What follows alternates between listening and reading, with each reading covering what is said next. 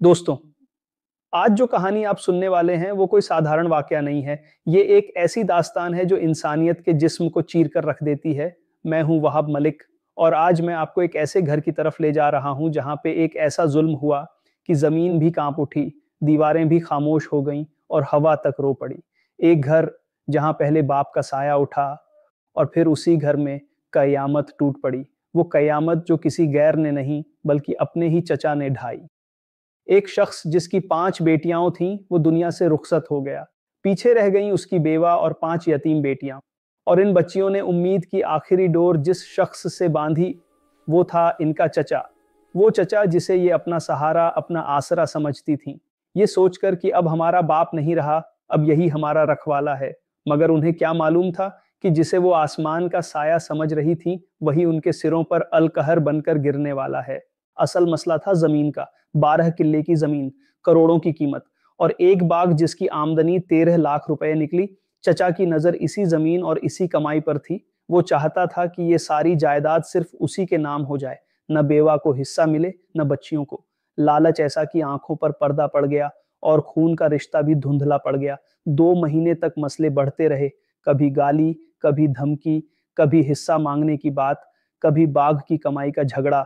और फिर एक ऐसा दिन आया जब इंसानियत ने भी शर्म से सिर झुका लिया। गांव की रात थी, चारों तरफ खामोशी और इसी खामोशी में अचानक 7 मोटरसाइकिलों की गड़गड़ाहट गूंज उठी। 7 लोग, सब रिश्तेदार, सब अपने। हाथों में डंडे, रस्सियां, पिस्तौल और तेज धार आले। ये लोग किसी चोर की तरह नहीं बल्कि किसी प्लान किए हुए कातिल की तरह घर के अंदर दाखिल हुए। घर का दरवाजा पीटा गया, बच्चियां सहम गईं, बेवा घबरा गई। उन्हें अंदाजा भी नहीं था कि इस वक्त उनके दरवाजे पर मौत खुद खड़ी है। दरवाजा खुलते ही अंदर वो मंजर था जो किसी इंसान को जिंदगी भर डराने के लिए काफी है। आते ही सबको पकड़ लिया गया, हाथ पीछे बांध दिए गए, मुंह पर भी कसाव डाल दिया गया और फिर वो जुल्म शुरू हुआ जो शायद कयामत के दिन भी इनके खिलाफ गवाही देगा। एक एक बच्ची को दीवार से लगाकर मारा गया। पहले डंडे, फिर पिस्तौल के बट, फिर तेज धार आलों से सर पर वार। चीखें निकलती रहीं मगर बाहर कोई सुनने वाला नहीं था। क्यों? क्योंकि ये घर एक ऐसे कोने में था जहां सड़कों की आवाज भी मुश्किल से पहुंचती थी और इनको पता था कि इनकी आवाज कोई नहीं सुन पाएगा। दोस्तों, जरा सोचिए, 5 यतीम बच्चियां जिनका एकमात्र सहारा उनकी माँ थी और उस रात वो माँ भी उनके साथ खून में लथपथ पड़ी थी। 2 बच्चियां वहीं मौके पर दम तोड़ गईं, बेवा भी वहीं खत्म हो गई। बाकी 3 बच्चियां तड़पती रहीं, उनके जिस्म से खून बहता रहा, उनकी सांसें टूटती रहीं, मगर उनके पास चीखने की ताकत भी नहीं बची। और जो लोग वार कर रहे थे वो कोई अजनबी नहीं थे, वो चचा के बेटे, भतीजे, कजन, अपने ही लोग। उनके हाथों में रस्सियां थीं ताकि कोई भाग ना पाए। उनके इरादे साफ थे, मारो, खत्म करो और जमीन पर कब्जा कर लो ताकि कोई हिस्सा मांगने वाला बाकी ही ना रहे। घर के अंदर खून ही खून था। चारपाइयां पलटी हुई, दीवारों पर छींटे, फर्श पर जमा हुआ खून। ये सब बता रहा था कि पहले ही वार सर पर किए गए, क्योंकि मकसद डराना नहीं था, कत्ल करना था। और फिर उस खामोश अंधेरे में एक रोशनी की किरण थी, माफिया। 17 साल की लड़की, उसी ने दरवाजा खोला था, उसी ने सब देखा, उसी पर भी वार किए गए, मगर अल्लाह की कुदरत से वो बच गई।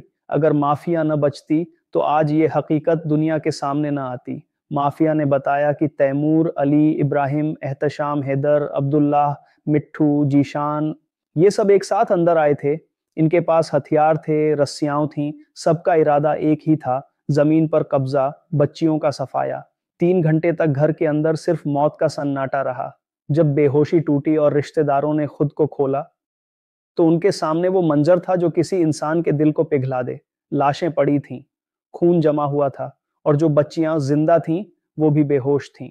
उन्हें हॉस्पिटल ले जाया गया और आज भी वो बात करने के काबिल नहीं। दोस्तों, जब मैं ये सब सुनता हूं तो मेरे दिल में सिर्फ एक सवाल गूंजता है, इंसान इतना जालिम कैसे हो सकता है? वो चचा जिसे ये बच्चियां अब्बू जैसा कहती थीं, वो कातिल कैसे बन गया? क्या जमीन, क्या पैसा, क्या बाह की आमदनी इंसानी जान से ज्यादा कीमती है?